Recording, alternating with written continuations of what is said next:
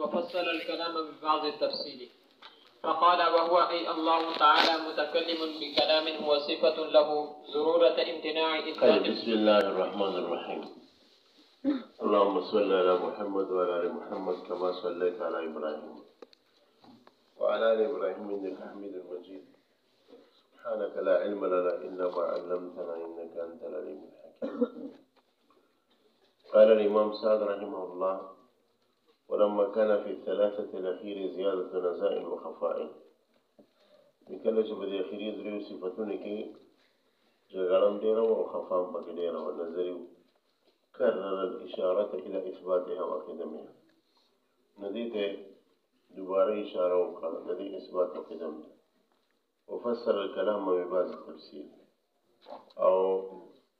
دا صفت كلام بكبيا تفسير سنة بيانك. فقال النبي وهو الله تعالى متكلم بكلامه، شاء الله فاك متكلم بصفة كلام سنة،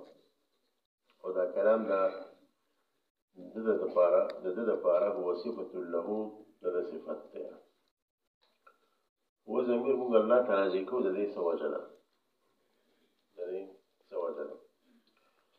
دې وجه دا د اصل کې چې الله پاک د تذکیر او تانیث دوه نه ډېر وشت دی. تذکیر نم ډېر وشت او د تانیث نم ډېر وشت دی. او په کائنات کې موږ سره په صيغو کې د ټولو د اشرف صيغه هغه ده چې کوم مذکر ده. نو د دې مجبورۍ په وجه موږ الله تعالی ته هو ضمیر راجع کوو. ستا په ذهن کې دا اشکال راشي چې په کائنات کې د ټولو د اوچته صيغه د مذکر ده. اگر چې الله د تذکیر نه پاک دی اوچت دی او بیا هم د هو ضمیر الله پاک ته راجع کوو، په قرآن کې به بیا یو بل ضمیر راجع کړو.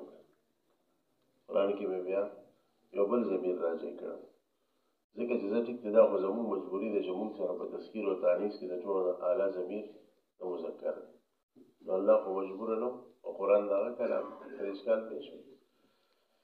د دې جواب دا دی چې قرآن د عرف موافق نازل شوی. قرآن داسې خبرې کوي چې هغه ستا د معاشرې خبرې کوي. قرآن داسې مثالونه درکوي چې هغه ستا په معاشره کې اوړي راوړي. او د هغې وجه دا ده چې قرآن د خلکو دپاره د تهذیب اخلاقو د تبلیغ کتاب او تبلیغ او خلکو ته چې دعوت ورکړي نو دا به په مورنۍ ژبه کې ورکړي. په دې باندې د ټول دنیا عقلا متفق دي چې کله مقرر د مورنۍ ژبې نه وي، د احسن اثرې نه وي. پوه شوه بېګا؟ او چې د مورنۍ ژبې نه مقرر وي، خلک د هغه په انداز باندې پوهېږي، نو بیا د خلک ډېر متاثر. لکه مثال به دا واخلو چې عبدالوهاب صاحب راولې پښتنو ته تقریر کوي، نو په هغه دا شاله د پښتانه څه کوي. خو چې شیخ ادریس صاحب به تقریر کوي او شیخ حسن جان صاحب او بلدیګر مولوي صاحب رحمهم الله، نو بیا به د خلک ډېر متاثر وي. داسې نه بردار کې یو پیر دلته اجتماع وه، حالانکې د عبدالوهاب صاحب د تبلیغ غوره کې ډېر غټو قربانو والا سړی تېر شوی. نو دغه اواز بغو زه په خبرو بار څوک نه پوهېدم. پخوا اجتماع وه دلته. نو زه په یو ستنه تېرېدم، ستنې سره د دې بانډو بوډاګان داسې ډېرې وایي، دا تقریر جاري وو. مړوي دا څه غنګه غونګه کوي، لړکه سړي وي دا تېز وي. موږ د په خبرو نه پوهېږو. هلکه سم سړي له وینا ورکړې پوه نه شوې، سم سړي له تقریر ورکړې نه څه وي، هلکه سم سړي له وینا ورکړي. وینا او تقریر د دې په دې مترادف دي. دا څه غنګه غونګه کوي، دا اواز بوغ دی. نو ما ځان سره وخندل، ما دې ته اوس وګوره ته که نه. د اصل کې قرآن د عرف موافق نازل شوی دی. نو که دا قرآن د الله پاک دپاره د مذکر او د علاوه بل ضمیر استعمال کړو، نو هغه ځان له یوه معمه مسله به وه، خلک به پرې نه پوهېدل. الله قدر متشابهات نازل کړه، د خلکو پکې ګمراهۍ طرف ته ووتل چې دا ضمیر یې پکې بل استعمال کړ. د دې وجه نه هو ضمیر ځکه استعمالېږي چې دا زموږ سره اعلی دی. دا مې ته ځکه ووایي چې په د انټرنیټ یو کس دی، ندیم الواجدي نوم دی، د دیوبند نه وارث واجدي په ندیم واجدي دی، دیوبند نه فارغ دی. پرون مې هغه یو پوسټ وکړ فیسبوک باندې، هغه لیکلي دي چې اصل کې ما نه یو سټوډنټ تپوس وکړ یونیورسټۍ چې الله پاک او مذکر نه پاک دی، بیا هو ورته ولې استعمال. ما ورته چې اصل کې مخکني دیوتا چې څومره تېر شوي دي د هندوانو یا د مشرکانو، نو هغو به هغه دیوتاګان او بوتان به مذکر چې کوم دی ګڼل نو د هغې موافق الله پاک هم ځان ته ضمیر د هو ضمیر راجع کړو چې د دې هغه اعتقاد خو هسې په دې مذکر دیوتاګانو باندې جوړ دی په خدایانو نو هو ضمیر ځان ته به راجع کړو وایي دې که دې ته اوس وګوره دا ستا جواب دې نه خو ډېر کمزوری جواب دی چې الله پاک د خپل قیاس په دې بوتانو باندې کړی پوه شوې او دا چا ویلي دي چې بوتان چې کوم دی سره مذکر دي په ښځو کې بوتان یې نیست په خدای یقین وکړي چې دا کفار د ښځو نه بوتان جوړ کړي د هندوانو او ښځو ته چې کوم دی سجده کوي دلته د پېښور کې عجایبګر اوس خو پته نشته پابندي ده خو که نه پېښور کې یو بوت دی زه ورغلی یم یو ښځه د فرج جوړ کړی دی ولا د فرج د پاسې ورته ویښته جوړ کړي دي ښه په کاڼي او مخامخ ته واړه واړه بوتان دي ورته په سجده دي اپش ته ولا سجده کوي ای ته هم پته وه چې کمال ټول به دې پاس په خدای یقین وکړئ موږ د شیخ صاحب به دا خبره کوله حضرت مولانا ډاکټر شیر شاه صاحب رحمت الله علیه موږ به وخندل بیا چې ما خبره وکړه د شیخ صاحب خبره راته رایاده شوه ما یې واقعي شیخ صاحب به صحیح پوه شوې لکه داسې نیغه یې ودني کته په ترس به ورته کتل هسې نه چې ګورې تاسو به ما بدګمانه شروع نو دا اوس د جواب هلکه هو ضمیر الله ته موږ ځکه راجع کوو دې کې موږ سره افضل ضمیر بل شته د دې نه افضل ضمیر موږ سره ویل موږ به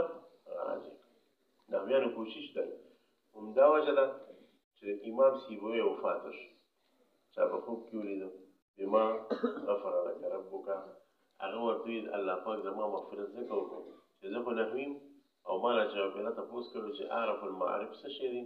نو عام طور ویلي چې اعرف المعارف انا دی ځکه انسان ځان له ټولو نه زیات پېژني بما ورته ویل چې اعرف المعارف هو اسم الله د ټولو د اعرف المعارف د الله پاک نوم دی د دې وجه الله پاک زما مغفرت وکړو پوه شوه بې کنه مطلب دا یې نحویانو جزا هم کوشش دی چې د الله پاک دپاره کوم څیز استعمالي هغه د اعلی نه اعلی او نفیس نه نفیس یې پوه شوه نو دا ذهن کې کېږي فقال وهو الله تعالى متكلم بكلام او الله تعالى متكلم بكلام سره وصفه له چې دا صفت قاعده ته مخکنه کېده وي دا خبره بدیهی ده چې د مشتقي اطلاق په یو شی باندې وکړي او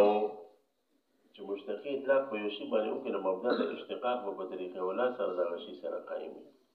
په عبارت دیګره داسې وایي چې د مشتقي اطلاق په یو موصوف باندې وکړي نو مبدا د اشتقاق به د موصوف لپاره په طریقه ولا ثابتې نو چې متکلم د دې مشتقي اطلاق د الله تعالی په ذات باندې وکړو نو مبدا د اشتقاق چې هغه کلام دی هغه په طریقه ولا باندې الله پاک ثابت ضرورت امتناع اثبات المشتق للشيء من غیر قیام ماخذ الاشتقاق به دا خبره بدیهی ده چې د مشتقي اثبات ممتنع دی یو شی لپاره بغیر د قیام د ماخذ د اشتقاق نو دا خبره پکې دا راوته چې دا خبره بدیهی ده چې کله د مشتقي اطلاق په یو شی باندې وکړي ماخذ د اشتقاق په طریقه ولا باندې د شی سره قائم وليس بشوي وفي هذا رد المعتزله فدې کې رد په معتزله باندې يذهبوا الى انه متكلم بكلام هو قائم بغيره شاو دا وایي چې الله پاک متکلم دی په کلام سره او کلام بدل الله صفت نه یې بلکې هغه بدل چا سره قائم کیږي ليس صفت الله دا الله پاک چې کومه صفت نه دی هغه وسوي الله پاک دا کلام پیدا کو په لوح محفوظ کې یا جبرئیل علیہ السلام ذات کې او دا پر روح کې او دا پر کې او پیغمبر علیہ السلام نه او نور او جوړی چې دا الله متکلم خلق الكلام في الغير د دې دا معنا نه چې کلام د الله صفت دی بلکې معنا صرف د دې دا چې بغیر کې کلام پیدا لوح محفوظ یا ساده د لوح محفوظ کې چې کلام پیدا کو د دې دوه حیثیت دي یو هغه د معتزله بیان دا غلط دي یو دا دی چې جبرئیل علیه السلام د قرآن د کوم ځای نه راغستی یو قول پکې دا دی چې د قرآن د لوح محفوظ نه راغستی چې د لوح محفوظ نه راغستی دا خو د الله کلام نشو نو وایي چې ګوره کلام نفسي د حروفو د اصواتو په پاک او جبرئیل علیه السلام په هغې باندې نه پوهېده چنانچه الله تعالی خپل کلام نفسي باندې یو کلام دال پیدا کړو چې دا کلام نفسي ولا مدلول او هغه کلام دال په لوح محفوظ باندې ولیکل چې دلالت کوونکی د الله پاک په کلام نفسي هغه کلام دال راواغوست جبرئیل علیه السلام او پیغمبر علیه السلام ته راوړ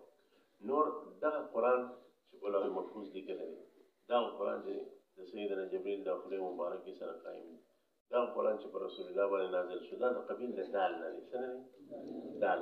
دا اسم فاعل صيغه ده او د دې ځلان دی یو څه شی دی مدلول دی او مدلول څه شی دی کلام نفسي دی چې د الله رضا سره قائم دی نو یو سړی چې الله پاک قرآن په لوی محفوظ کې لیکلی دی په دې معنا وایي چې لاندې د کلام نفسي شته بیا صحیح ده او معتزله وایي چې الله پاک چې دی کلام نفسي په دغه باندې لیکلی دی څه ورته وایي په لوی محفوظ او نور دا صفت نه دی د الله پاک دا کلام نفسي نه سره انکار کوي نو فرق زموږ د معتزله په قول کې راغی کنه حالانکه موږ هم دا وایو چې کلام نفسي په لوی محفوظ لیکلی دی هم وایي خو زموږ د هغې په دې مذهب کې دا باریک فرق دا مې داسې کوي چې د کراچۍ نه بل یو طالب ټلیفون کړی غالبا چې د بیدر ټولو کې د هر ځای او دا د زړه دې په دې دغه باندې تېر شروع کړی وو ما ته وایي چې زه په دې نه پوهېږم ځکه چې دا خو د معتزلو مذهب دی چې کلام لفظي الله پاک په قرآن او لوی محفوظ لیکلی ما یې ساده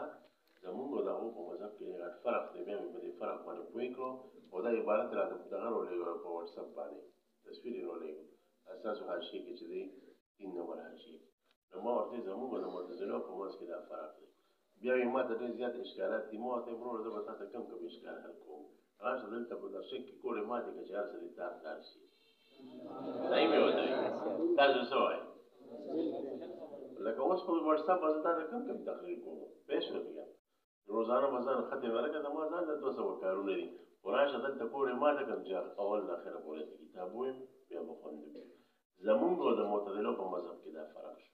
پوه شوې ازلیه او دا صفت د کلام الله پاک له صفت ثابت دی دا خارج کې ولا ثابت دي امور انتزاعیونه نه دي او ازلی دي ضرورت امتناع قیام الحوادث بذاته تعالی ځکه چې دا خبره ممتنع ده چې د الله پاک سره به حوادث قایم شي ليس من جنس الحروف والاصوات دې د اوس په مجسمو باندې را باندې کړه ټول راغسته ده ليس من جنس الحروف دا چې غیر مقلد ته وي بس دا تبي سیواشي سرشي سپین شي زیړ شي توراتوش پېښه ځکه دوی وایي چې نن سبا سلفیان چې دا کلام لفظي د الله سره قایم او د الله کلام باقاعده د حروف او د اصواتو مرکب دی نو موږ وایو چې تاسو وایي چې د حروف او د اصواتو مرکب دی دا خو د حوادثو قیام شو نه هغو کې بیا دوه مذهب دي یو وایي چې د حوادثو قیام نه چې د الله حروف او اصوات شو دا قدیم شو او دویم وایي دویمه فرقه پکې چې نه دا حروف او اصوات حادث دي او خیر دی که د حوادثو قیام نه الله سره وشو پېښ وکړه نو دا به عبارت دی ګره الله ته ډېره غټه کنده او حروف او اصواتونه چې کوم کلام مرکب شي ځکه حدیثي چې باغې کې انقضا خامخا وي لکه زه دا بسم الله الرحمن الرحیم نو زه به سین زما د خپل نه الوزي چې با ختم شي او با چې کوم وخت کې ما ویل سین نه و چې با ختم شو سین د نشته شته چې سین ما وین د میم د نشته شته او دا بسم الله به بسم چې وین لفظ الله د نشته شته او لفظ الله باندې چې انقضا را ختم شو رحمان د نشته شته نو چې ته د قرآن د حروف او د اصواتو مرکب کې بس بیا خو کیسه خرابه ده الله پاک کلام به حدیث خبره باندې پېښ وکړي ليس من جنس الحروف والاصوات الله پاک کلام د حروف او د اصواتو نه مرکب ضرورت انها اعراض حادثه ځکه دا خبره بدیهی ده چې دا حروف او اصوات اعراض حادثه دي مشروط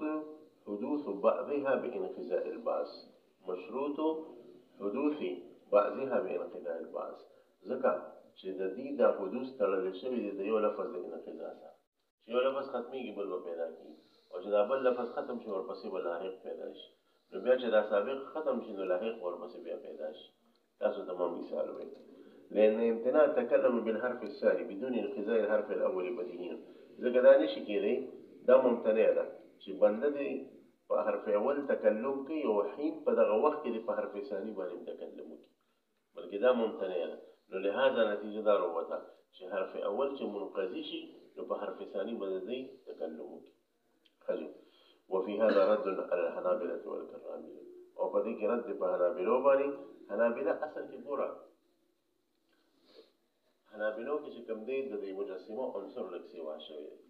موږ دا نه وایو چې احناف کې معتزله نشته موږ احناف کې معتزله تېر شوي دي لکه د زمخشري په فروع کې کتر حنفي وو داسې حنفي متسلم دې کتاب د رؤوس المسائل هغه رؤوس المسائل کې زموږ د امام شافعي سے مذهب بیان کړی نو رؤوس المسائل ما ته نشته اول زموږ مذهب او زموږ دلیل بیا د امام شافعي سے مذهب او دغه دلیل بیا اخر کې دغه په دلیل راځي ډېر ښه حنفي وو پېښ وکړي لیکن عقیده کې کتر معتزلي زموږ شریعه خبره باندې پېښ وي نو مونږ کې هم شته شوافیو کې هم شته ابو الحسین المعتزلي چا چې کتاب المعتمد لیکلی دی اصول فقه کې دا د فروع لحاظ سره معتزلي عفوا او معتزلي لو احنافو کې یو لغت کې کتاب لیکلی دی فقهي لغت کې المغرب في ترتیب المغرب ابو النصر المطرزي لیکلی دی علامه مطرزي په عقیده کې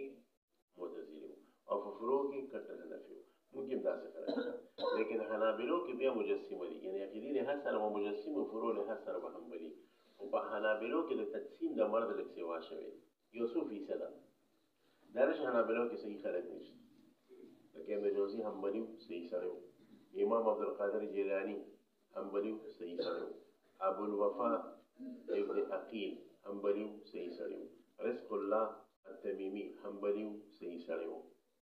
لیکن ډیر پکې تقسیم ته تللی دي یا تقسیم ته عبارات مایل دي لکه ابن تیمیه صاحب شو د حنبلي په فروع کې ابن قیم صاحب شو د حنبلي په فروع کې ابو یعلا مجسم د حنبلي په فروع کې او ابن حامد حنبلي په فروع کې ابن الفراء حنبلي په فروع کې پېښ په کې نو داس ابن مرزوق حنبلي په فروع کې لیکن باقي دې لا ټوکل مجسم تاسو ورته نو هغه کې تقسیم دا مسله لکه سیوا شو دا زړه د تاریخ مسله ده د دې مسلې تاسو به تفصیل ګوره الکامل د علامه ابن کثیر ګوره په دې کې خلاص کړی کتاب دې په تاریخ کې الکامل د ابن کثیر هغه په دې ځین کې خلاص کړی او مجسمه واضح کړی نو دې اوس د حنابلو او د کرامیو مذهب داري چې الله سره د اراز او قیام کړي شي پېښه او چې الله سره قیام وشو ودا به قدیم وګرځي دا به څو ګرځي قدیم وګرځي دا ویلي سعید کتاب چې د حنابلو د کرامیو دواړه مذهب د دې کلام لفظي قیام د الله پاک سره وشو نو دې د موږ حوادث ته دا به قدیم شي پېښه لیکن اصلا دا د کرامیو مذهب نه د حنابلو دی کرامیو کې بعضي کرامیو هغه ورسره شامل کړي دي څنګه لیکن د جمهور کرامیو مذهب دا دی چې د الله پاک د کلام د حروف د اصوات مرکب دی او د حوادث قیام د الله سره حنابلة دا وایي چې دا الله پاک کلام د حروف د اصوات مرکب دی او چې الله سره قائم شو بس دا قدیم شو په دې فرق پېښ شو هغه بدون غلو کړی دا چې دا کومه پاره باندې ته قرآن ولیکې کنه دا پاره مخکې حادثه وه او چې قرآن دې ولیکې دا اوس قدیمه شو دا کومه کپړه چې د قرآن ته دا چې کڅوړه چې ورته موږ وایو کنه کمیس ویدا کمیس مخکې حادثه کپنه کې جوړ شوی دی خلکو په لاس او چې قرآن ته دې کله واچو قدیم شو فصار قدیما هذا هو غلو بالغ پېښه په دا د انتهام دغه هر مذهب کې داسې خبره باندې پېښه دا خبره غلطه وفي هذا رد على الحنابلة والكرامية القائلين بأن كلامه أرز چې الله پاک کلام أرز دی من جنس الأصوات والحروف وما ذلك فهو قديم وسره د دین د قدیم نن سبا د سلفیانو 101% دا مذهب او هغه پکې بیا د کرامیو د مذهب ته بعضې تللي دي چې د حوادثو قیام د الله سره صحیح دی او بعضې دا وایي چې نه چې الله سره قیام وشو دا پخپله قدیم شو او اکثر ورسره دا وایي چې دته وایي چې د الله پاک سره حروف او اصوات قایم شو دا اوس حادث دی قدیم ودا تا بدعت و هلکه ولې وی حادث او قدیم دا قرآن کې الله دا لفظ نشته زه دې نه سکوت کوم خو نور دا وایم چې د الله پاک کلام د حروف او اصوات مرکب دی هلکه دا څه څنګه وایي د دې مثال خو داسې چې یو سړی ډنډ کې ودرېد او ډنډ کې ولاړي او ته ورته چې ډنډ کې ولاړلی ته نه چونکې قرآن او حدیث کې ډنډ کې ولاړ لفظ نه دی راغلی دا به نه وي دا بدعت دی نور دې ډنډ کې ولاړ ډنډ کې دی ولاړ نیم نیم پټ هم دی په اوبو کې خو دا به نه وي چې ډنډ کې ولاړ دی ولې قرآن او حدیث کې دا نه راغلی چې ډنډ کې ولاړ دا د هغې مذهب ته تاسو چې هغې سره کښېنئ مازغه به درله خراب کړي چې دا مې کوم حمار سره باس راغلی په خدای یقین وکړئ ما یو سره باس ما ته علم کلام ته راغلی ما یې تا او منطق ته راغلی ما یې تا ته ما قیاس اختراني استعمال کړی استثنایي مې استعمال کړی ها خو سمې خبرې کوو که نه دا دې خبرې تم کوو زم کوم ته ما باندې څنګه الزام لګوې چې علمي کلام ته لاړم ځاړو علمي کلام ته ځم نه ما پوهېږه که نه ما یې د ابن تیمیې سره موافقة صریح المعقول لصحیح المنقول سره لیکلی چې اسلام د عقل سره موافق دی که نه ته ما پوهېږه زما عقل مطمئن که بس ټیک دی بس تا خبره ومنه بیا خوله چینګه نیولې چې دې ته دا ووایي چې ته وایي چې الله پاک حسن د عرش د پاسه وي د عرش د پاسه لکه موته چې څنګه په دې چت کښېنو نو دا عرش غټ دی کو الله دې غټ دی کو عرش سره برابر دی بس بدعت دی هلکه ولې بدعت علمي کلام ته لاړې دا به نه وایي نور د عرش د پاسه دی حسن ناست هم دی پې خو جلوس لفظ به نه وي ناست دی بې لګېدلی هم دی جلوس بنوي جلوس لفظ په قرآن کې نه راغلی پېښ شو بل دا چې دا به نو چې غټ کو حصہ هم په پاسه دی د الله وجود هم هیڅ دی د عرش وجود هم هیڅ دی یو بل ته مخامخ هم دي خدا بنوي چې عرش ته غټ کوړو کې کو برابر دی دا بدعت دی والله چې حمار درجه مقابله شي څه کوي دا امر مستنفر دي نن سبا زه اصل کې تاسو بالغور غواړم پېښ شو چې بالغ هم کوم په دې مسله کې او دې خلکو سره بس تاسو دا واسطه راځي پېښ شو او تاسو په راځي راوړئ صبر کوته کوي او بیا به اړه راځي پېښ شو دا مثال به تور کوي چې ستاسو ټوپه په سر ده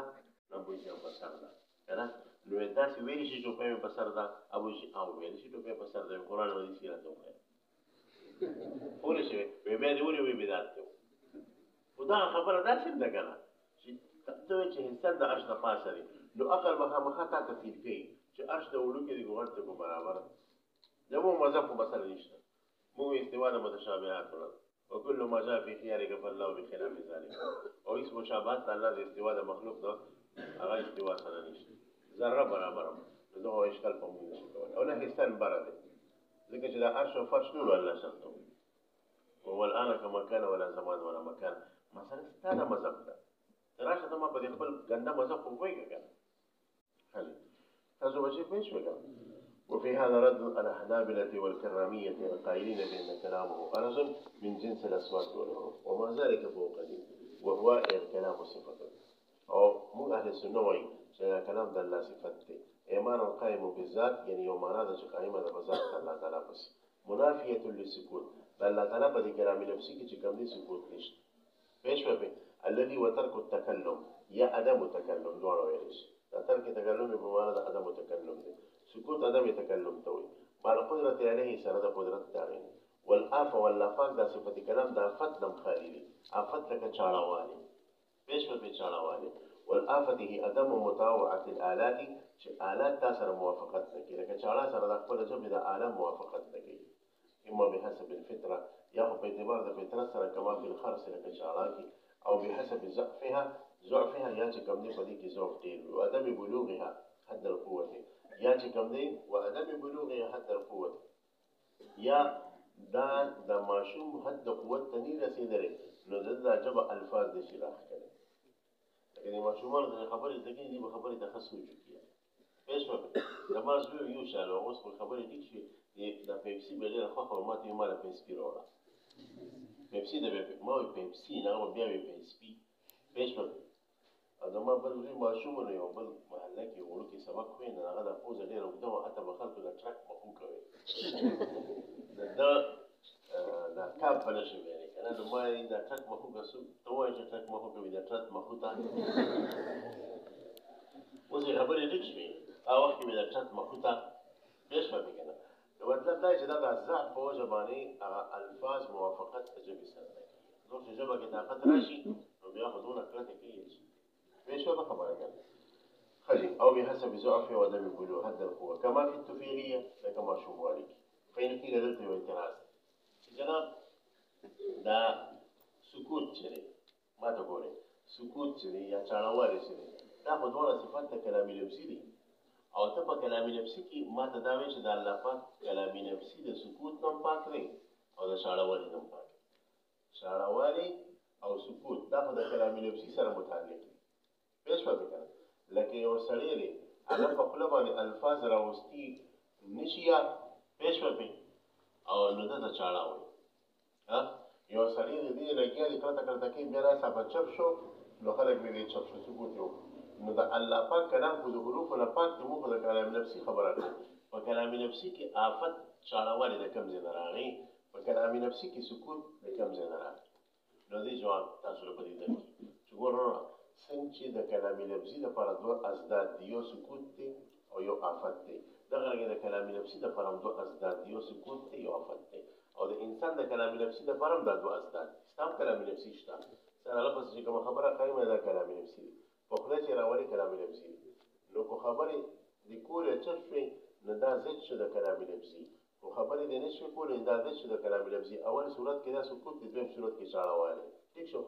اوس په زړه کې یو خبره روانه کړې ده منصوبه جوړه او بیا دې خبره کینسل کړه دا ستاسو د کلام نفسي سکوت دی ٹھیک شو او زړه کې خبره نشي جوړولې لکه لیونیان زړه کې خبره نشي راتلی په درس ورکې خبرې ده نو دا د کلامي نفسي چاړهوالی خبره باندې پېښ شوې څنګه چې په کلامي نفسي کې سکوت او آفت راتلی شي کلامي نفسي کې سکوت او آفت راتلی شي لہذا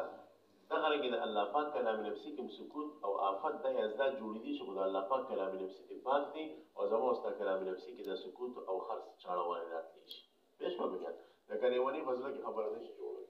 خبره باندې پېښ شوې نه خبره دوی فإن قيل هذا إنما يصدق دا سكوت أو آفت ولا خبر جيدا لصادقيه على الكلام اللفظي فكلام اللفظي بعد دون الكلام اللفظي ده فكلام اللفظي إذا السكوت والخرس إنما ينافي التلفظ ذكر سكوت وخرس ده منافي التلفظ قلنا من جواب كواي المراد السكوت والآفت والباطنيتان موجي واي ده الله پاک سكوت وآفت منتفي ده سكوت باطني وده آفت باطني خبركم بيش وفي سکوت باطنی او آفت باطنی څه شی دی بأن لا يدبر في نفسه تکلم چې یو سړی په خپل زړه کې چې کوم دی یو خبره نه جوړوي زړه کې خبره نه جوړوي دا د کلام نفسي سکوت دی او د کلام نفسي چاړهوالی څه دی او لا يقدر على ذلك دی په کې په خبرې جوړولو باندې قادر نه وي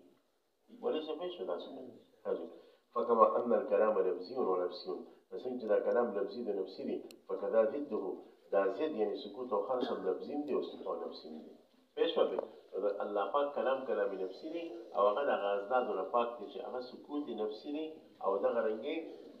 خرس نفسي دی مثلا باندې پېښ وکړئ شلو والله تعالى متكلم بها آمر وناه ومخبر يعني أنه صفة واحدة تتكثر بالنسبة إلى الأمر والنهي والخبر باختلاف التعلقات كالعلم والقدرة وسائر الصفات فإن كل منها واحدة قديمة والتكثر والحدوث إنما هو في التعلقات والإضافات لما أن ذلك أليق بكمال التوحيد ولأنه لا دليل على تكثر كل منها في نفسها فإن قيل والله تعالى متكلم بها أمر ونهي الله پاک متکلم بها بدغه کلام سره صفت کلام سره امر دی امر کون کی ناهی دی منع کون کی مخبر دی يعني أنه صفة واحدة يعني الله پاک لپاره صفة واحدة الكلام ثابت دی او تتكثر بالنسبة إلى الأمر والنهي والخبر باختلاف التعلقات بیا د دې هغه تعلقات کثیره دي نو کله چې کوم دی مامور سره نسبت کلام راشي دغه نسبت ته امر وایي کله چې منهي سره تعلق راشي دغه نسبت ته نهي وایي کله چې مخبر سره الله د کلام تعلق راشي دغه نسبت ته خبر وایي پېښ وکړئ او مثال د علم د قدرت لکه علم او قدرت یو دي کنه او تعلقات ډېر دي کنه دا تعلقات د کثرت په وجه باندې معلومات او مقدورات هم بشواره دا قرینه نام خلی كالعلم والقدرة وسائر الصفات وباقي صفاتهم فإن كل منها واحدة قديمة لهذه الصفات كلا صفات واحدة قديمة دي والتكثر والحدوث إنما هو في التعلقات والإضافات أو ذا تكثر شريك مضافة تعلقات وفي إضافات كده لما أن ذلك أليق بكمال التوحيد دفع الإشكال إشكال دا والديږي چې ته وایې چې د هر یو صفت یو نو ډېرې ګټه دا څه چې د الله پاک سره دوه صفت ته کلام قایم دا څه د الله پاک سره دوه صفت د علم قایم دا څه د الله پاک سره درې صفت د قدرت قایم دي کیسې چې ته تعلقات ډېرې او صفت یو کړي مبدا دی یو کړي دا مبادی ډېر کړي خرابې پکې سره نو دې یو جواب درکړی دی ولكن لا أطمئن على ذلك وسأجيبك بجواب آخر من كتب أهل الكلام الآخر ده جواب دا درکړی چې اصل کې ګوره د الله پاک د توحید سره موافق دا ده چې ته په صفاتو کې تقلیل وکړي پېښ وکړي خو دا شته صفات اته چې موږ ثابتو د مجبورۍ نه چونکې کتاب او سنت په دې باندې اجماع او متفق ده د دې مجبورۍ د وجې نه ثابت اوس خو دې اتونه علاوه نور ثابتو نو دا شي اسې ډېرول دي په ځان باندې نو اسې نه چې توحید ته نقصان ورسي پېښ وکړي لہذا ضروري دا ده چې تکثر د صفاتو په دې تقلل د صفاتو وکړي څونه چې ثابت دي نو د ضرورت په درجه کې ضرورت تتقدر بقدر الضرورت خبره باندې پېښ وکړي لہذا اته ثابت دي د دلایل په رڼا کې دا منو د دې نه علاوه نور خو دې ثابت لہذا صفات قدرت یوم او تعلقات دی ورډي صفات کلام دی یوم او تعلقات دی ورډي ځکه الیت په توحید پسې ده پېښ وکړي ګوره ورته لما أن ذلك ذكر صفات ثابتة أو تعلقات التكفير سنة ومدأ ليختف كمال التوحيد فوري ولأنه لا دليل لا تكفر كل منها في نفسها بل دا چې دلیل نشته د هر یو صفت فی نفسها په تکثر باندې چې فی نفسها په خپل کور کې ډېر قدرتونه د الله پسې قایم دي. پوه شوه؟ خو موږ په دې باندې اشکال کوو، خو دا اشکال صاحب بن ابراس هم کړی دی، اشکال یې صحیح دی چې جناب دا تکثر د صفاتو چې دی، پوه شوې؟ نو دې کې به تعدد د قدماو راشي. تعدد د قدماو کوم ځای کې توحید باطل دی، ما په دې باندې پوهېږم.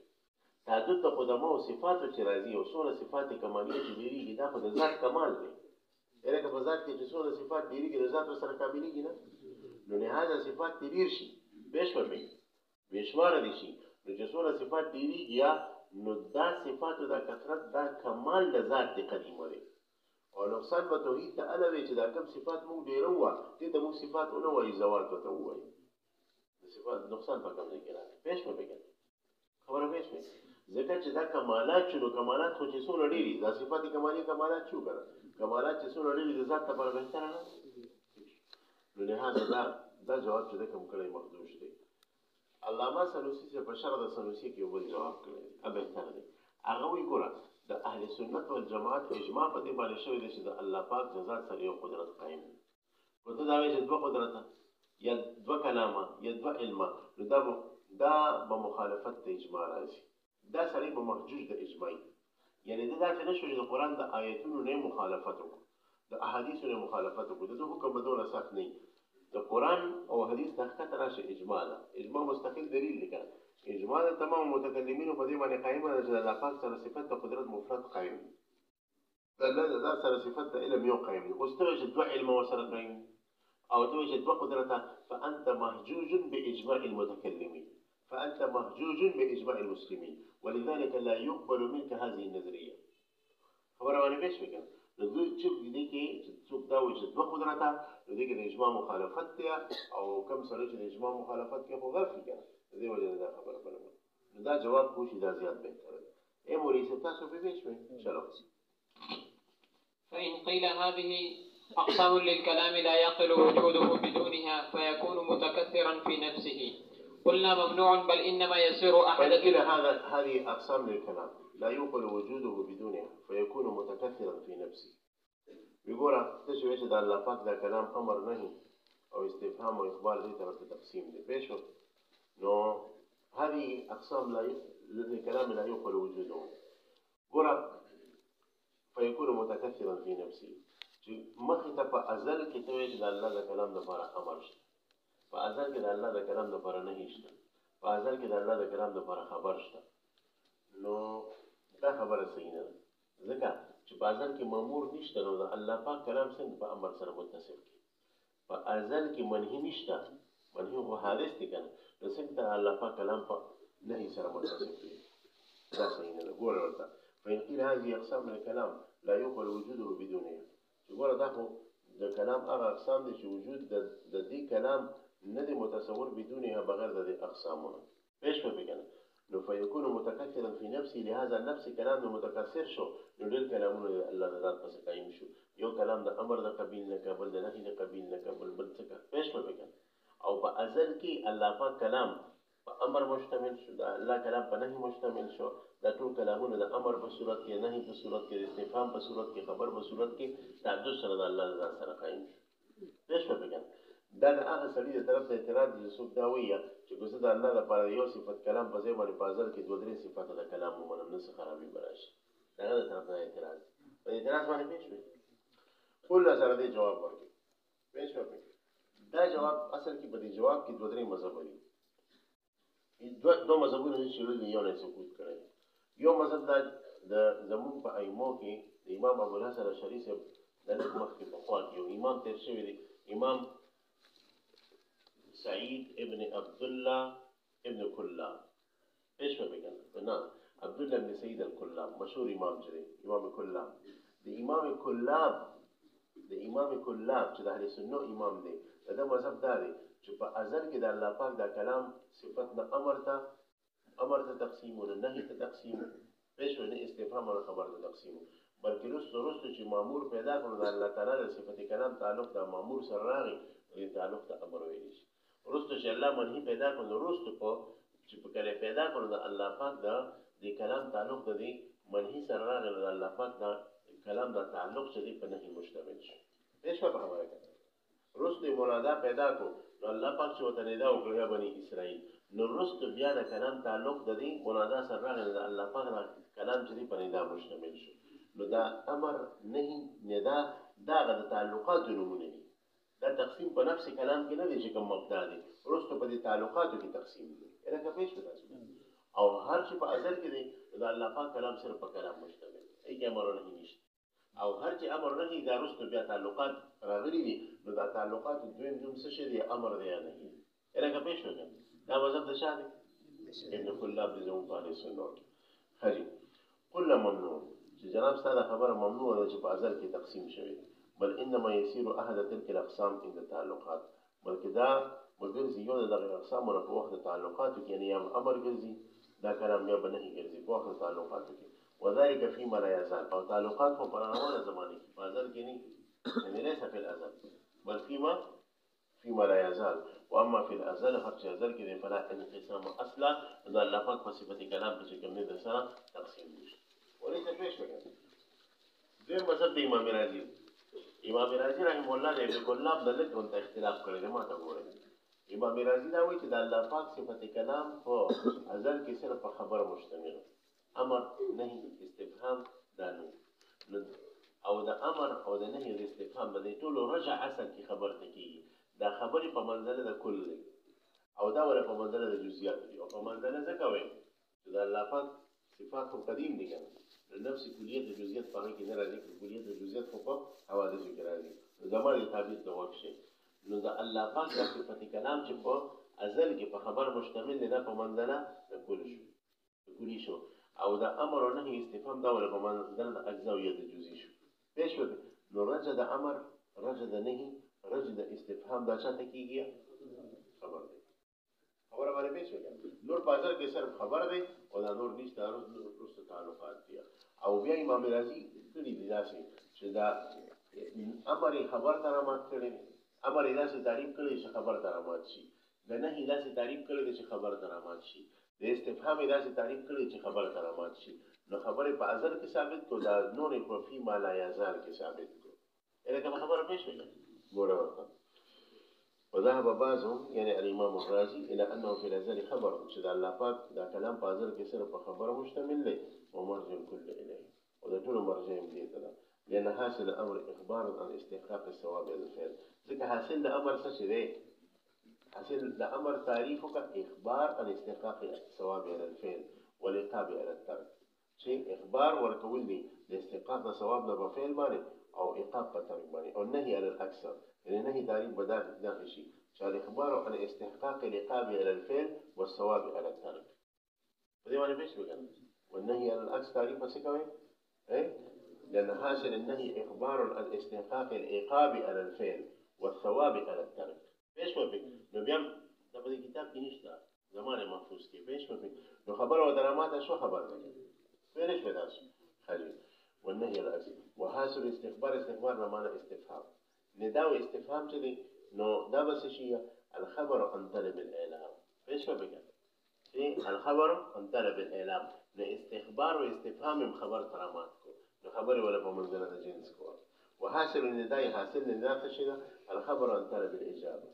ايش خبر د طلب د اجابه ته شمار جواب راکا نو دیم خبر کرامات کو کنه دې په خبره پوره شو دا موقف څه امام رازي په دې موقف باندې تبتدانی رات کړی دی او زه حیران یم چې تبتدانی په امام رازي رات څنګه حالانکه دا په ایډیال شخصیت هغه وزا د محقق دی چې د کدو په اړه باندې دی اړولې اما هاي چې کومه خبره په طبيعت نه برابرۍ وای امام رازي ولې نکړي رات په کوي پېښ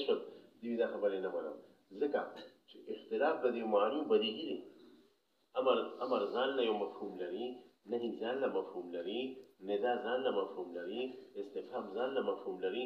دا ټول راماته یو خبر ده دا ټول یو کړه هغه دا مفهومات متغیر نو دا لکه تاسو پښتو کې په سفر باندې سره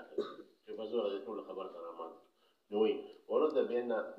نعلم او دا جواب راته شوی دی چې موږ حقیقتا پته ده چې اختلاف د معنی او بالضروره په بداحت سره پېښ وکړي باقي دا ست خبره چې استلزام د بعضو دا غوړي د اتحاد تقاضا نه کوي وګوره ابن دا مستلزم دی اب لره ابن چاته وي من له اب مستلزم دی ابن لره او دا استلزام د ابن اب لره او استلزام د اب ابن لره دا تقاضا د اتحاد کوي نه کوي ابن ځان لسی دی اب ځان لسی نو دا ته چې را لګېدلې او د نهي کې د خبر لفظ راوستي او په امر کې د خبر د لفظ راوستي او په استفهام کې د خبر د لفظ راوستي نو دا تقاضا د اتحاد نه کوي دا صرف استلزام دی او استلزام تقاضا د اتحاد نه کوي یعنی کومونی څه پېښ وي ورد بأن نعلم اختلاف هذه المعنى بالضرورة واستلزام البعض للبعض لا يوجب الاتحاد واستلزام ده بعض لو چې کوم نه اتحاد د سره نه واجب وي دا دوه مذهب د بیان یو درې مذهب په کې دا شاعر هغه دا چې د الله پاک د صفت د خبر په ازل کې منقسم دی امر ته نهي ته استفهام ته پېښ وي او دغه رنګ نه ده او تعلق او دغه ته به چې مامور نشته منهي نشته نو د الله پاک تعلق د خپل کلام د امر سره د امر د تقسیم دی دا تعلق او تنجیزي قدیم دی دا تعلق تنجیزي قدیم بس خبره ختم شو لکه څنګه چې الله تعالی ته په ازل کې پته ده چې زبر زید پیدا کوم ما نو الله تعالی ته د علم تعلق د خپل معلوم سره په ازل کې دی دا کوم تعلق دی تنجیزی قدیم نه دی هغه شان تعلق تنجیزی قدیم دی لہذا تقسیم د دې هو په قدم کې او دا تعلق به تنجیزی حادث دی بلکې تنجیزی قدیم وي او د تنجیزی قدیم نه دویم پس ته دویم تعلق تنجیزی حادث راځي چې کله الله پاک بالفعل د منهي پیدا کړي د نه تعلق سره راوړي د کلام نه تعلق او د کلام امر تعلق د مامور سره راوړي نو دا بیا دویم تعلق یو تنجیزی حادث نو حاصل دا چې د کلام یو تعلق تنجیزی قدیم دی بل تنجیزی حادث لکه خبره پېښ وي چلو فإن قيل الأمر والنهي بلا مأمور ومنهي سفه وعبث والإخبار في الأزل بطريق المضي كذب محض يجب تنزيه الله تعالى عنه قلنا إن لم نجعل كلامه في إشكال بشكرين دو شكل یو شکل دی دا دی چې ګورت الله پاک دا کلام په امر او په نهي باندې مشتمل شو په ازل کې دا خو بس کارو شو پېښ پوي نو د دې یو جواب خو هغه چې د کله په نسبت باندې د سره د الله پاک کلام د تقسیمو امر نه کو تقسیمو په فی ما لا یزال کې تقسیمو د تعلقات عبارت د امر نه نه دي دا خو د کلام په مذهب شو خبره ختم شو خو کو چې مذهب د امام رازی د جمهور والي بیا به اشکال واري دي او اشکال اوس دغه دی چې ګوره د الله پاک امر د الله پاک کلام ته په ازل کې په امر مشتمل دی د الله پاک کلام ته په نهي مشتمل دی نو مامور خو نشته په ازل کې کنه مامور خو زو دی او الله پاک کلام په نهي مشتمل کې په ازل کې نو منهي خو نشته په ازل کې کنه نو دا خو صفه دی او بس کار دا خو صفه به خوفتیا ده او بس کار دی او صفه او بس د الله پاک منتفی دا عقل من سړي منتفی دی الله نه په طریقه ولا منتفی دی چې الله په صفات کې صفات حکیم دی حکمت والا چې کوم نه غبس کار او صفه والا کار کوي پېښه په خبره ده دا د اشکال یو شخ شو د اشکال په شخ دا چې الاخبار في الازل بطريق المضي كذب محض يجب تنزيه الله تعالى اشکال د متوجه شي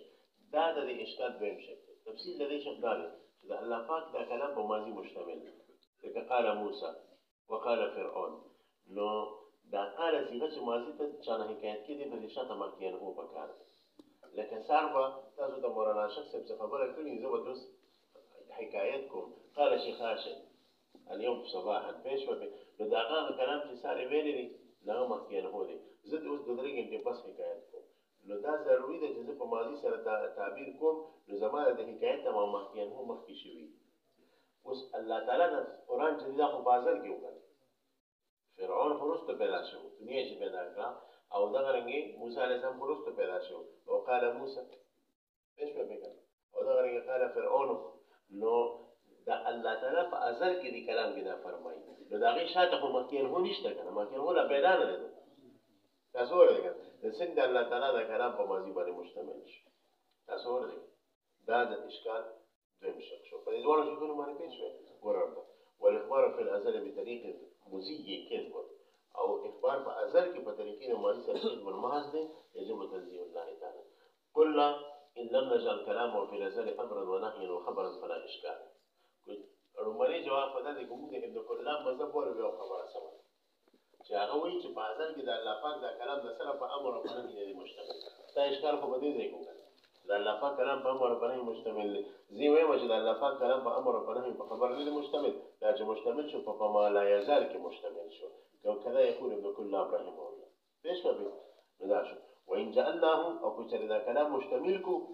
پیش به په ازل کې په امر سره په ازل کې په نهي سره لکه څنګه چې جمهور شاعر وي په ازل کې په استفهام سره په ازل کې په استخبار سره نو بیا هم صحیح ده ځکه چې الله پاک په ازل کې چې کله امر کوي نو دا مامور په علم کې کېدل کافي نو الله ته امر ته ویل شي ازل الله چې په ازل په وخت کې نهي کوي نو دا منهي په علم کې کېدل کافي دي نو هغه په هغه وخت کې نهي شي اثبات نه ده پیش په بګان او دې وسان مثال تاسو مثلا دا ولې چې دې بابا دمو بابا نوم څه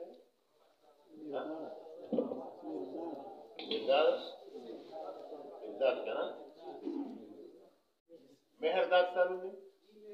او یو مثال ورکوم خپه کېږي ولا کې مهرداد بابا شوی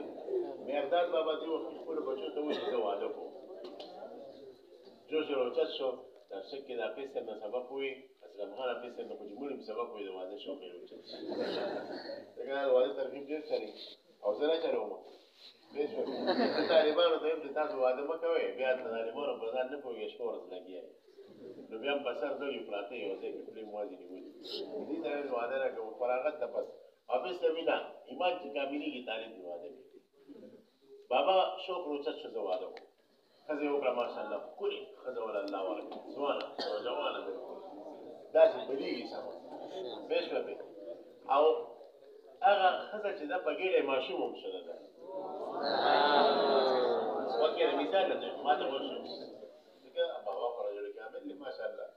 اوس خبره داسې شوه چې ډاکټر دې ته ووایي ځکه دلته مدرسه وکړي چې ستا به ماشوم کېږي بابا ماشاءالله هوښیار دی په عمر یې اخره کوي هېڅ پته د مرګ نه لګي بابا وایي چې یاره که سبا زه نه یم او زما دا زوی وشي زما د زوی به تربیت څنګه کېږي او دې چې لوی چې دې به څه کړي زه خو وایم چې دې زما د میشن وارث جوړ شي او دا سبا که زه نه یم چې دې محقق عالم شي علم وکړي زی به نرشق کې به دې عقیده ووایه ناکیزې کې به فقه ووایه بل مدرسې کې به دا ووایه نو زه ته اوس بیمار هم د ډېر زیات مثال ورکوم پرې خفه کېږي به نه دا ته مخکې نه وایم خط یې راواغست خط کې لیکي او خپل زوی پکې مخاطب کړو او د زوی نوم یې انس نوم کېښود زه د مخکې نه ښځې ته ویلې زما زوی چې پیدا شي انس نوم به ولګېد زما خو پته نه لګي پوه شوې انس نوم یې ورله کېښودو دې انس ته وایي بسم الله الرحمن الرحیم انس بچې او دې مور ته ویله چې زه یو خط دې زوی ته لیکم خو چې دې پیدا شي دا به نه ورکړې چې دې کم از کم د 14 سال شي بیا به ورته دا خط ورکړي پوه شوې اوس دې وایي چې انسه بچې ته اوس د 14 کالو شي او زما 14 کالو شو زه دنیا ته ترې مړ شوی نو ته ما دې د سکتونو باندې عمل وکړه بچې یو خو به ته قرآن سبق ښوئ او که ودې نه وي ګورې بیا باندې زه خفه یم دویم دا چې ته کله لږ لوی شې نو پوله ده چې دی به لاړ شې ناشک مدرسې ته او چې لاړ شې نو ګورې سادسه به هلته خامخا وي او ورسره به تکمیل هلته کې ځکه استاد بیا خفه کېږي تکمیل د بل ځای ته لاړ شي او دا درته صحیح ویم که کم سړی تکمیل د بل ځای ته لاړو زه به ترې خفه یم پوه شوې اوس پورې ما ته وسوک وی اوس مې د زړه راتنګ کړ نو تکمیل به هلته خامخا کې ګورې دفعه شکر تشبیه به خامخا وی تهذیب شرح سنوسیه به خامخا وی او اشک مولي صاحب نه د دغه بیعتو کې وایي دا زما تا ته حکم دی امر مې ته او ګورې پلانکي مولانا به ځان ساتي هغه بدعتي دي هغه سیفي دي هغه بریلي دي دنه نهي مې ورته وکړه امر یې مې ورته وکړو پوه شوې او بچې هر چې ستا رشته ده نو دې کې زه ستا نه تپوس کوم چې کوم ځای ستا رشته وي او دا د صفت په جینۍ کې بس هغه جینۍ سره نکاح وکړه استفهام یې مته وکړه دا خط دی بابا لاړو د دنیا نه انس راغی دنیا ته او د 14 کالو شي پوه شوې مور یې وایي ورته چې هلکه ستا پلار ما نه مرداد خان چې دی یو خط راکړی وه او ما ته دا وصیت کړی چې د 14 کالو شي انس ته دا خط به ورکړې وروڼه مورې خط څه دي چې خط یې ګولو کړ د هغه سترګې بیږي او اوښکې چې کوم دي نه ټینګېږي او دې ورته وایي چې زه تا ته دا حکم کوم دا نهي کوم دا کوم دا کوم اوس دې خبره باندې پوه شوې که نه تاسو ما ته دا وایي چې دې دا خط ولیکي دلته به څوک احمق وایي هوښیار به ورته وایي اوس دلته څوک دا ویلي چې مړه ته خو ډېر احمق سړی دنیا کې عادت شته نه او ته ورته د اوس د امر او نهي کې هلک وایي چې دا اوس هوښیار سړی دی چې د راتلو د مخکې فکر کوي امر یې ورته کړی دی، نهي یې ورته کړی دی، استفهام یې ورته کړی دی، نو دا به د ذهانت یې وکړه، دا به د کمال یې وکړه. بس په دا مثال ما پېښ کړو. اوس ټولې خبرې زه واپس علم ته خبر نه شي. ښه دقرنګې الله تعالی په ازل کې امر هم کړی دی. پوه شوې دا شو ما ته ګورئ، ازل کې امر هم کړی دی، ازل کې نهي هم کړی ده، ازل کې استفهام هم کړی دی، او دا کمال دی. د دې معنا دا ده چې مامور پیدا شي نو دا امر به ورسره متعلق شي، چې منهي پیدا شي دا نهي به ورسره متعلق شي. لکه انس چې د څوارلسو کالو شو دا امر ورسره د پلار متعلق شو، دا نهي ورسره متعلق شو، دا استفهام ورسره متعلق شو. نو دا د کمال دی، نقصان یې نه دی. دقرنګې دا د الله په نسبت کمال دی. په دې مثال پېښ شوی که د یو لک روپو مثال وښه. اوس راشه دې سبق ته ګورئ. وی وإن جعلناه او که چېرې د الله پاک دا کلام مشتمل کو په ازل کې په امر او په نهي باندې، فالامر في الازل لإيجاب تحصيل المأمور به في وقت وجود المأمور، چې دا امر د دې دا امر په ازل کې چې دی نو دا د واجبولو د تحصیل د مأمور به دی په وخت وجود د مأمور کې. مأمور یعنی انس چې راشي نو د هغې نه پس ورته دا امر متوجه کېږي، اگر چې 14 کاله مخکې د پیدایش نه مخکې ورته میزان کاکه په خط کې امر کړی نو امر څه ته وایي؟ وي امر الله پاک دا کلام په امر مشتمل دی په ازل کې، خو دا دپاره د ایجاب د تحصیل د مأمور به چې ده ورته ویلي درشق کې به داخله یې، درشق کې داخله اخیستل مأمور به دی، خو دا مأمور به په کله متعلق کېږي؟ فی وجود المأمور، په وخت وجود د مأمور کې، وجود د انس کې. پوه شوه بېګم؟ وسیرورتي اهل لتحصیلي، او چې شي دا مأمور او چې وګرځي دا مأمور اهل لپاره د تحصیل د دغې امر، فیکفي وجود المأمور فی علم الامر، پس کافي دی وجود د دې مأمور د دې انس په علم الامر په علم د میرزاد کاکا کې. پوه شوه بې؟ له انس تم نه میرزاد کاکا به دا ټولې خبرې کوي، نو ده په علم کې کافي زما زوی به پیدا کېږي، الله به راکوي او دا خبرې به ورته او ویلي کوي. کما اذا قدر الرجل ابنا له، لکه میرزاد کاکا د هغه د ځوان دپاره یو زوی فرض کړو په روانه زمانه کې، فامره خط یې ورته ولیکو په هغې کې ورته امر وکړو بیا یفعل کذا بعد الوجود، چې ته پیدا شي ګورې 14 کالو شي دا به کې دا به کې. پوه شوه بېګم؟ دې ته پورې خبره پوه شو. دا د اعتراض د لومړني شق جواب. د اعتراض د دویم شق جواب دا دی چې دا مونږ ته دا قال فرعون قال موسی د الله په کلام کې ښکاري، نو دا قالب د ماضي دی، خو د الله سره چې قایم شي نو دا ماضي دی جدا شي. خبره پوه نه شوې؟ دا قال صیغه د ماضي ده، پوه شوه پې؟ خو دا کلامي نفسي دی. دا کلامي نفسي چې وردال کې په کلامي نفسي باندې د لاندې د دې قال موسی د لاندې چې کوم کلامي نفسي پروت دی نو هغه به د ماضي صیغې نه پاکي، نور به هم کلامي، خو د ماضي د صیغې نه به پاکي. خبره باندې پوه شوې؟ لکه کوم صفات چې د دالي هغه ضروري نه چې د مدلولي وي. پوه نه شوې؟ دا خوب ولید، په خوب کې یې پوه ولید چې په یو کنډول مې په غړه غړه باندې وسکوه، د دې تعبیر ته څه کوي؟ نو په خوب کې دا پی چې دي دا عین ته ور وړېدو، عیني شو. آیا دا صفات د هغې مدلول دي، دا پی دال دي، او په عالم ناسود کې په عالم حاضر کې دا علم چې دا معنوي شی دی که نو آیا د هغې صفات دې ته رامنتقل شو؟ نه شو. خبره باندې پوه شوې؟ سره د دې چې دا پی دال دی دا علم ولا مدلول دی، دا پی دال دی علم ولا مدلول دی. نو دغه رنګې دا قال موسی دا کلامي لفظي دی، دا دال د دې ځران دی یو کلامي مدلول دی، دا صفت د ماضي د کلامي دال سره لګي، خو دا مدلول سره نه لګي. خبره ختمه شوه. او بیا هم دلالت په دې خبرو کوي. پوه شوه بېګم؟ یعنې د حروف او اصواتو دا صیغې چې دي او دا د زمانه د ماضي او د حال استقبال دا زما او ستا دپاره قیود دی، دا مخلوق دی، الله د دې ټولو خالق دی. نو چې الله د دې ټولو خالق دی ته په مخلوق په صفاتو خالق ته څنګه متصف کړې؟ نه شي متصف کولی، او الله پاک د دې نه بغیر تا پویولی شي. خو چونکې عرف کې دا خبره مشهوره وه ځکه په کلام لفظي کې تعبیر په ماضي په صیغې سره و. یا لکه تاسو پوه نه شو؟ نو دغه وایي ګوره وی والاخبار بالنسبه دا جواب هغه شق ثاني، او اخبار په نسبت د ازل سره چې واخلي نو لا تتصف بشيء من الازمنه، دا په یو زمانه سره نه مشتمل په ازل کې، اذ لا ماضي ولا مستقبل ولا حال بالنسبه الى الله تعالی، ځکه د زمانو نسبت نشته الله پاک ته لتنزهه الله تعالی وصفاته، ځکه الله پاک منزه د زمانه، كما ان علمه ازلي، لكن د باري تعالی ازلي لا يتغير بتغير الازمان، د زمانه په تغیر سره د الله په علم کې تغیر نه راځي، او تغیر راځي په تعلقات کې راځي. یا لکه منبه شو بس د سبا نه ان شاء الله والقران كلام الله غير مخلوق.